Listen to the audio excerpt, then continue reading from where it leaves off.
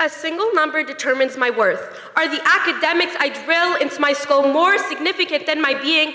More and more I trot around to meet my expectations with the caveat that the mirror shows I perceive myself progressively chips away.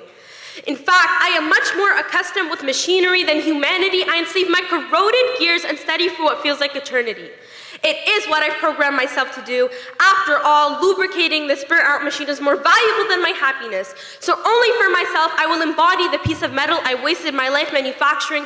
If performing the persona of the pawn I boast about puts a smile on my face, I will convey far more than a grin. After all, machines don't feel. They must run continuously without air and function as expected. Otherwise, it is rendered as a failure.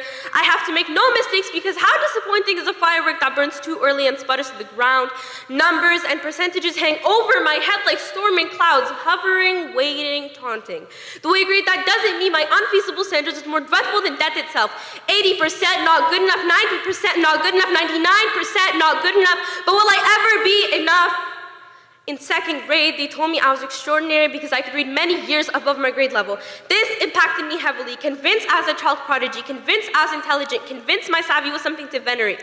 My teachers told me I'd be somebody honorable one day. This recognition embraced every corner of my body until it was impossible to swell any longer. As I grew older, this recognition snapped in half. Now being a good student isn't honorable anymore, it is expected. Principals, honorable, and gifted classes are for students who care about their education.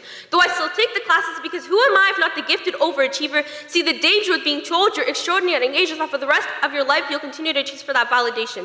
A feeling so exhilarating yet so exhausting, I start to believe that if I can't do things perfectly the first try, then I shouldn't do them at all. Because if reading came so easy to me when I was young, everything else should too. Disappointing grade after disappointing grade, a continuous cycle with me losing on both ends, and with it, my self-esteem trickles down onto the pages of everything futile and unseen. Yeah, I was unable to stop. No, not yet. Not until all my grades were 5+ and all my test scores were 100%. It's what everyone must do to feel some type of worth. Yeah, I was so wiped that I could hardly stand, so you can only guess the pure feeling of utter dissatisfaction of a grade that wasn't perfect in my eyes. I'm so proud of you. Such a straightforward compliment, yet I could have listened to it over and over and over again. I heard it first when in second grade I was deemed as an overachiever. I heard it in 6th grade when I was honored as gifted. And I heard it again when in 8th grade I didn't sleep for that 100%. A cycle which led me to believe good grades determine my worth. But as your grades deteriorate, you don't hear it much anymore. And that makes me wonder if that sense of fulfillment was just a fantasy. If my importance was ever intended to be tied to a number. But the craving is still there, underlying my crumbling self-esteem.